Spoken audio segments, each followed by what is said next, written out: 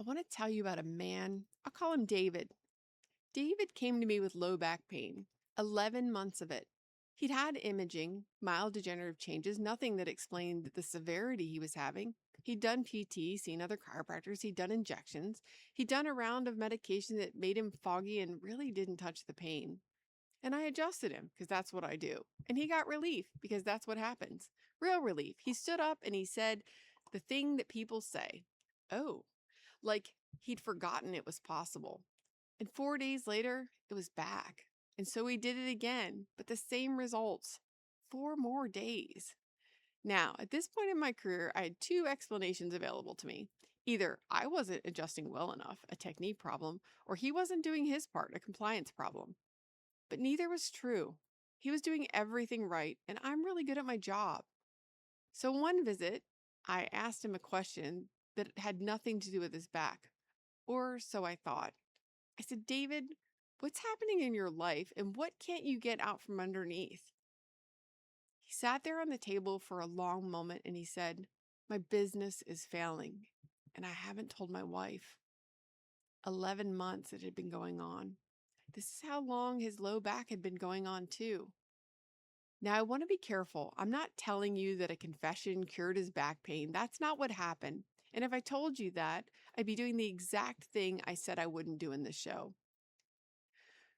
What I'm telling you is that something in that man was holding a position. And every time I released it, something put it back. Because as far as his nervous system was concerned, releasing it, it just wasn't safe yet. That's what this episode is about, the first floor, the structure. And the thing that nobody told you about structure isn't scaffolding. It's actually an interpretation. Welcome to the practice. Last week, I laid out the 3 floors: structure, chemistry, emotion, and spirit. And I said the plateau is almost always on the floor that nobody's looking at. This week, we're in my home field. 20 plus years with my hands on spines and 10 more in the exercise physiology space. And I want to start by dismantling the model that most people, including a lot of practitioners, are still running. The model goes like this. The body is architecture. Bones are beams, muscles are cables. Something gets out of position, it hurts, you put it back, and it stops hurting. And then there's plumbing and framing. That model's not wrong. It's just about 50% of the story. And for me, it's the least interesting part of the 50%. Here's the version I actually work from now. Your spine is not primarily a structural column. Your spine is the housing for the central nervous system. And the central nervous system is the organ that decides what everything means. And I mean everything. Whether you're safe, whether that sound was a threat, whether that email was actually a personal attack, whether your body should be spending resources on repair right now or spending them on readiness. Your spine is not holding you up. Your spine is holding the thing that's reading the room.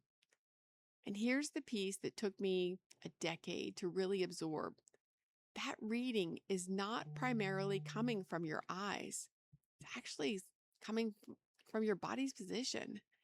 There's a sense most people never learned about the name of. It's called proprioception, your body's ongoing report on where it is in time and space. Joints, angles, muscle tension, load, pressure, the position of your head relative to the ground. And the volume of that signal is enormous. Your spine and the muscles around it are generating constant, massive stream of positional data into the brainstem every second, awake and asleep forever. Your brain is spending a huge portion of its budget on one question: where am I and what shape am I in? Now that logic all the way down, because this is where it gets serious. If the brain is constantly reading position, and position is one of the biggest inputs that it's got, then position is evidence. Your posture isn't just an output of how you feel. It's also an input of what your nervous system is concluding, which means you can be in danger just because of how you're sitting. Not injured, in danger. at least as far as your nervous system is concerned. Let me describe a shape of a person. You tell me if you recognize it. Head forward of the shoulders. Shoulders are rolled in. Upper back is rounded. Chest is slightly collapsed. Ribs are down. Breathing is pretty shallow. High in the chest. Jaw a little tight, and pelvis is tucked under. That's the shape of a person at a laptop. It also, and this is not coincidence, is the whole point. The shape of a mammal protecting its soft parts. Round back, guard the belly, guard the throat, drop the ribs, get small. That's not a posture problem. That's a defensive posture, and it's an ancient one. It's appropriate when you're being attacked, and it works beautifully for 20 seconds it was designed for. The problem is nobody's holding it for 20 seconds. People hold it for 9 hours a day or sometimes even 11. And your nervous system does not have a category for defensive posture. But ironically, because of a spreadsheet, it does. It reads the shape, and the shape says threat is ongoing, unresolved.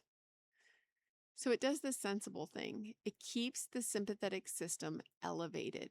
It keeps muscle tone up, and it prioritizes readiness over repair. Because here's the rule your body has never broken. A body that believes it's being hunted will not repair its programs. Digestion downshifts. You don't stop to eat with a predator in a field. Immune function reprioritizes. Tissue repair gets deferred. Sleep gets lighter because deep sleep is dangerous when something's out there. Reproductive function, it takes a back seat because this is not the moment to start a pregnancy. Every one of those is intelligent. Every one of those, your body is being good at its job. And every one of those, sustained for a decade, creates chronic illness. So when someone tells me that they've had a gut issue and insomnia and low libido and their back won't heal, they're wired but exhausted. I didn't hear 5 problems. I hear one system that's not being told that the threat is actually over. Now let me put the mechanism under it because I don't want to be waving my hands. There is a nerve, the vagus nerve, that runs from your brainstem down through your neck and into essentially every organ in your torso, your heart, your lungs, your stomach, your intestines. It's the main highway of the parasympathetic system: rest, digest, and repair. And roughly 80% of the traffic on that nerve is going up from the body to the brain. Your organs are reporting to your brain far more than your brain is issuing orders to your organs. That ratio should reorganize how you think about yourself. You're not a brain driving a body around. You're a brain listening to a body most of the time and drawing conclusions from what it hears, which is why you can't think your way out of a physiological state. You've tried. Everyone's tried. I've tried. You cannot logic yourself calm when your body is filing threat reports 4 times the volume of your reasoning. But it also means the reverse is available. And that's the good news in this episode. If the traffic runs mostly upward, then changing the body changes the report. That's not a metaphor. That's an intervention. And that's the most reliably underused tool in the entire wellness conversation. All right, back to David. Back to the question that started this whole thing for me. Why doesn't the adjustment hold? In my world, there's a concept, a segment that's become facilitated. The clinical version is that a spinal segment develops a lowered threshold. It fires with less provocation than it should, and it stays in a state of ongoing irritation. A little more input, a lot more output. It's stuck in a loop. and the loop is being fed, something keeps feeding it. Sometimes what feeds it, it's mechanical, a real structural insult, an old injury, a leg length discrepancy, work that loads one side 12,000 times a year. But sometimes it's chemical, systemic inflammation, lowering the threshold everywhere, so the whole system is running hot. And that's in the next episode. And sometimes what feeds it is a person carrying something they haven't put down. I want to be precise here because this is exactly the place where my field kind of embarrasses itself. I'm not saying your pain is emotional, and I'm not saying it's in your head. I've never once said to a patient, and I never will, because that's both cruel and inaccurate. The pain is real. The tissue is real. Nociceptive pain is real. And what I'm saying is narrower, and I think more useful. The threshold at which your system reports pain is not fixed. It's modulated constantly by threat state, by sleep, by inflammation, by expectation, and by whether you feel safe. Same tissue, different threshold, different experiences. So when I release a segment and the tissue changes, but the threat state doesn't, the threshold stays low and the guarding comes back, and 4 days later, you're on my table again. I changed the structure. I didn't change what the structure was actually for. So here are the 3 questions I ask about pain that won't resolve. Write these down somewhere if you can. What does the pain make impossible? Not what does it prevent? What does it make impossible? Sometimes, and I say with enormous compassion because I've been on both sides of it. A body will hold a symptom because the symptom is the only thing standing between a person and something they cannot face. A back that won't let go to a job that you're dying inside at. A shoulder that won't let go because you keep taking care of everyone. That's not weakness, and it's not manipulation. It's an old system doing crude protective math with only one lever that it's got. Question 2. When did it start, and what else started around that time? Not what injured you, what changed. Within about 3 months on either side, people find that in this window, they didn't know that these things were connected. 11 months of back pain and 11 months of a secret. Question 3. What position am I in when it's worst? The one that's boring and the one that solves the most cases. Because sometimes the answer really is your chair or your commute and the way that you hold your phone. And I'm not going to send you looking for childhood trauma when the problem is a monitor that's 6 inches too low. Use all 3 in that order or any order, but use all 3 because whichever one is the one that you skip is going to be turned out to be actually the one that you need. So let's make this usable, because I told you every episode ends with something to do, not something to believe. So if the traffic runs body to brain and the position is evidence, then the fastest way into a different state is not different thought, it's a different shape. I'm going to walk you through it. It takes about 90 seconds. If you're driving, listen now, but do it when you park, not while you're driving. First, unlock the jaw. Let the back of your teeth come apart. Most people have never noticed that their molars are touching all day, and they shouldn't be. At rest, the teeth are apart. Lips together, tongue is at the roof of your mouth. Just let them come apart now. Relax your scalp. Notice that a small amount of tension left your temples when you did that. The tension wasn't costing you something all day. You stopped charging yourself for it. Second, get your ribs up, not your shoulders. Don't do that thing where you throw your shoulders back like a soldier. That's just another kind of bracing. Think about the bottom of your sternum lifting maybe a half inch. That's all. The chest opens and the ribs come up off of the belly, and the diaphragm, it gets room to breathe. Third, put your head back over your shoulders, not chin up. Chin slightly down and back, like the base of your skull is being dragged backwards. Your ears want to be over your shoulders, not in front of them. Every inch your head sits forward of neutral multiplies the load your neck carries. And most importantly, for our purposes, head forward is a vigilance posture. It's the shape of scanning. It says watching for something. And fourth, one long exhale. This is one of the most important things you can do. Breathing is just amazing.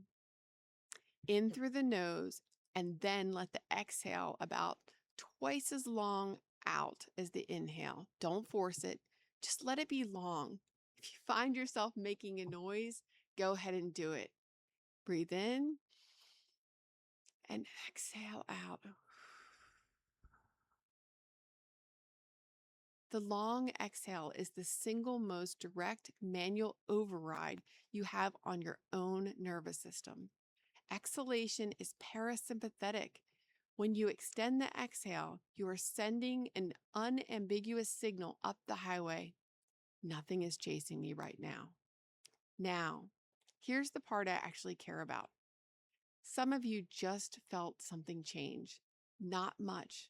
It's that quarter turn, that same signal I talked about last week. Relief, not joy. Relief. And notice what just happened. You didn't reframe a belief. You didn't process anything. You moved 4 body parts and breathed once, and your internal weather shifted. That's the ladder. The emotional ladder from episode 1 entered through your body instead of through your mind. I want you to have both doors, because on a lot of days, the mental door is just locked. And when you're near the bottom, like fear and grief and powerlessness, you often cannot reach for a better feeling thought. There's just nothing there. Anyone who's been there, I have, knows exactly what that means. The reaching mechanism itself is just offline. But you can still unlock your jaw, and you can still lengthen the exhale. Those don't require a belief, motivation, or hope. They're mechanical. Remember where fear lives on the map: kidney, bladder, water, low back, and cold feet. That specific hollowed out exhaustion. And remember that the body doesn't much care which end you enter from. So on the days that you just can't climb, you don't have to climb. You just have to change the report. Structure is the door that's always unlocked. Now I owe you the same thing I gave you last week, which is clear line between what's established and what I'm extrapolating. That's a permanent feature on this show. Established. The vagus nerve is predominantly afferent. Position and load generate substantial sensory input into the CNS, central nervous system. Sympathetic activation, reliability, alters digestion, immune signaling, sleep architecture, and pain threshold. Extended exhalation increases parasympathetic tone, and that is measurable. Pain is modulated by central factors including expectation, threat appraisal, and prior experience. That's mainstream pain science, and it's been mainstream for over 20 years. Also established. And I'm going to be honest again with my own interest here. The relationship between posture and pain is much weaker in the literature than my profession has historically claimed. Plenty of people with terrible posture have no pain, and plenty of people with textbook alignment hurt every day. If anyone tells you your pain is caused by a millimetric misalignment, be skeptical, including if the person is a chiropractor. Where I'm extrapolating, the idea that a chronically held defensive shape function as a persistent threat input. And this is the reason some structural interventions just don't hold. I believe that. I know that from my clinical experience. 20 years of pattern recognition says it to be true. And it's not proven. I'd be lying to you if I dressed it up as settled. Here's the practical version of that honesty. If someone hurts and you haven't had it evaluated, get it evaluated, please. Red flags are real. If you have progressive weakness, numbness in the saddle region, bowel or bladder changes, unexplained weight loss, night pain that wakes you up from sleep, pain after significant trauma, fever with back pain, those are not explore your feelings symptoms. Those are call someone today symptoms. I'd rather send you for imaging that you didn't need than be very poetic about a tumor. The emotional and spiritual work is for what's left over after the physical has been properly examined, not instead of it, after it. That order matters, and I'm going to keep saying that. So here's your practice for the week. It's small. That's on purpose. Small is what survives contact with a Tuesday. 3 times a day, just catch your position before you catch a thought.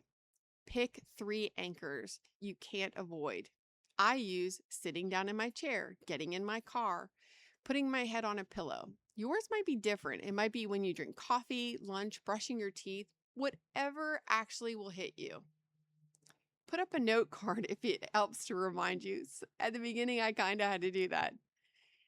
At each one, run the sequence: jaw, ribs, head, exhale. 90 seconds a day total. And then, this is the part that matters. Notice what thought was in the room right before you moved. Because after about 4 days, you're going to start noticing something uncomfortable and useful. The same shape shows up with the same thought. Every time, the body has a specific position for a particular worry, and it's been holding it for years without asking permission. Once you can see that, you have a handle on it. Not a solution, a handle, but that's a great enough start. I want to close with where I started. David's back got better. Not that week, over about the next few weeks, and involved a conversation with his wife that he described as one of the worst nights of his life. Later, it turned out great. I don't get to claim that. I didn't do that. He did that. What I did was ask the question about his life while he was in my hands on the table. And that's the only skill I've developed in 20 years that I'd rather call art than a technique. You're not a machine with feelings attached. You are one system that has been reporting to itself continuously since before you were born and has been telling you the truth the entire time. Structure is where you can hear it most clearly because structure is the part that you can put your hands on. That's your floor. Stand on it. Next week we go up, chemistry. And I'm going to make an argument. It's going to annoy some people in my own field. That's a meaningful number. We get called out on dark nights of the soul. At a minimum, being amplified, something you can measure.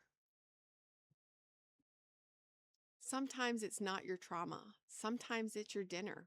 I'll see you then. This has been The Practice.